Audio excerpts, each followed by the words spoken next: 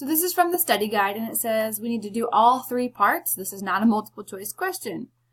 So figure A prime, B prime, C prime, D prime is a dilation of figure A, B, C, D. Determine the center of dilation, determine the scale factor of dilation, and what is the relationship between the sides of the pre-image and the corresponding sides of the image. Alright, so part A says determine the center of dilation. Again, this is something we did a long time ago, so you might need a refresher on that. In order to find the center of dilation, we're going to connect the corresponding points with a line all the way through our graph. So that's pretty ugly, but I connected D to D prime, and now I'm going to do the same thing with the other ones. Let me just change colors here. Alright, so now I'm going to connect A and A prime, and again, I'm kind of freehanding this, so this is probably going to be pretty bad.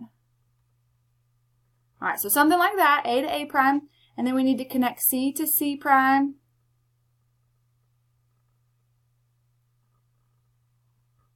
And then we need to connect B to B prime.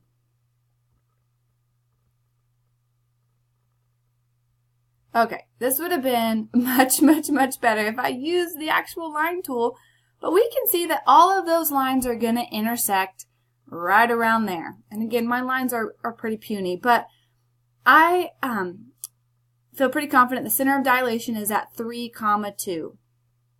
So to find the center of dilation, you just connect the lines of corresponding points. So you connect A to A prime, B to B prime, C to C prime, and D to D prime, and wherever they all intersect, that is your center of dilation. Okay, so then we need to determine the scale factor of the dilation. Alright, so make a note that scale factor formula is the image over the pre-image.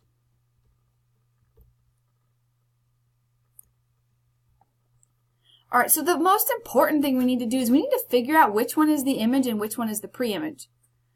So it says A prime, B prime, C prime, D prime is a dilation of ABC. That means we started with rectangle ABC, that's the pre-image, and we ended up with that. That one is our image. And just as a kind of helpful hint, the primes always come on the second image. So that's another way you could remember that we started with, this was our pre-image and this one is our image. Alright, so let's find the side length of each one of those. Let's find length DC and let's find D prime, C prime. Alright, so if we counted those up, this one is 1, 2, 3, 4, 5, 6 units long.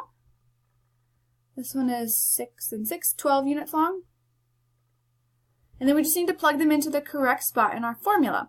The image length was 12 units. Nope, got that backwards, see? The image length was 6 units.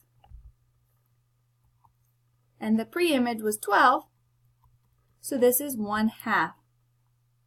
And so the next question says, what is the relationship between the sides of the pre-image and the corresponding sides of the image? Well, it becomes half of its size. So that's the relationship, is that it's half of its original size. And if I had accidentally left this where I put 12 on top, then I would have gotten my scale factor as 2. But if I look, I start with this big rectangle and I end up with a smaller rectangle. So you can double check yourself by asking question C and saying, does it make sense that if I start with this big triangle and I get 2 times bigger, that it ends up smaller? So you could double check yourself and realize that doesn't make sense. But 1/2 does. You start with a big triangle and then you get each side length is half of the original size.